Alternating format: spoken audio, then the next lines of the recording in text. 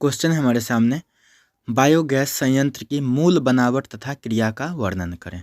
Biogas संयंत्र क्या है? तो यह संयंत्र ईंटों से बना एक गुंबद रूप संरचना है। एक गुंबद रूप संरचना देख सकते हैं, एक गुंबदनुमा संरचना है। गोबर और पानी का गारा, यानी गोबर और पानी के मिश्रण को कहते हैं गारा, मिश्रण टंकी में बनाया जाता है। यही है गोबर और पानी का मिश्रण गारा। यह क्या है? मिश्रण टंकी में बनाया जाता है, जहाँ से यह पाचित्र में पहुँचाया जाता है। पाचित्र, ये जो पोर्शन है इसको कहते हैं पाचित्र। पाचित्र का मतलब क्या हो गया? जिसमें जाकर के ये चीज़ डाइजेस्ट होगा, सड़ेगा, जहाँ से गैस की उत्पत्ति होगी। पाचित्र में एक ऐसा बंद कोष्ठ है जिसमें ऑक्सीजन मौजूद नहीं रहता है। ठीक है ना? इस कोष्ठ में ऑक्सीजन मौजूद नहीं रहता है। तो जहाँ पर ऑक्सीजन नहीं होगा वहाँ पर अनोक्सी सूक्ष्म जीव क्या करता है? ऑक्सीजन को उसको तो ऑक्सीजन की आवश्यकता है नहीं, तो वह क्या करता है? इसको डाइजेस्ट करता है, इसको पचाता है, यानी कि इसको सड़ाता है। तो यही चीज़ है लिखा हुआ कि इस कोष्ठ में ऑक्सीजन मौजूद नहीं रहता। अनोक्सी सूक्ष्म जीवों या सूक्ष्म जीवाणुओं जिन्हें ऑक्सीजन की आवश्यकता नहीं होती, गोबर गारा के यानी गोबर के मिश्रण के जटिल यौगिकों को विघटित करती, डिकम्पोज करती है।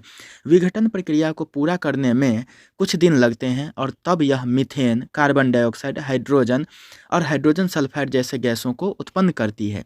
बायोगैस को पाचित्र के ऊपर गैस टंकी में जमा किया जाता है, जहाँ से इसे पाइपों द्वारा उपयोग के लिए भेजा जाता है। देखिए यहाँ पर गैस टंकी की हम बात करते हैं, गैस के निकास की बात करते हैं, तो यहाँ पर देख सकते हैं यही है गैस टंकी। ठीक है ना? यहाँ से इसे गैस ये पाइप के माध्यम से निकाल दिया जाता है और इधर से जो कुछ ये बचा, ठीक है ना, वो सब खाद के रूप में, कंपोस्ट के रूप में जो है ना, खेतों के लिए यह काम में आ जाता है। तो इस तरह से यह जो है बायोगैस संयंत्र की बनावट और उसके क्रियाविधि की बात हम लोगों ने देखा।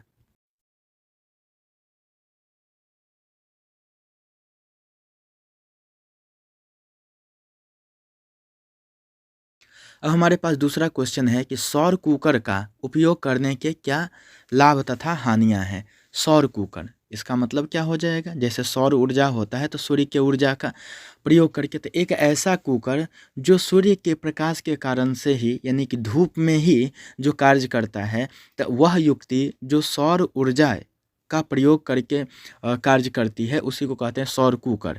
ठीक है? तो सौर कुकर का उपयोग करने के क्या लाभ, यानी सौर कुकर का क्या लाभ है और क्या हानि है, इसी को देख। अब देखिए सौर कुकर के लाभ। तो सौर कुकर के लाभ को अगर देखते हैं तो सौर कुकर का लाभ क्या है? पहला देखिए, सौर कुकर सस्ता होता है। ऑप्शन बी देखिए, सॉरी इसका जो है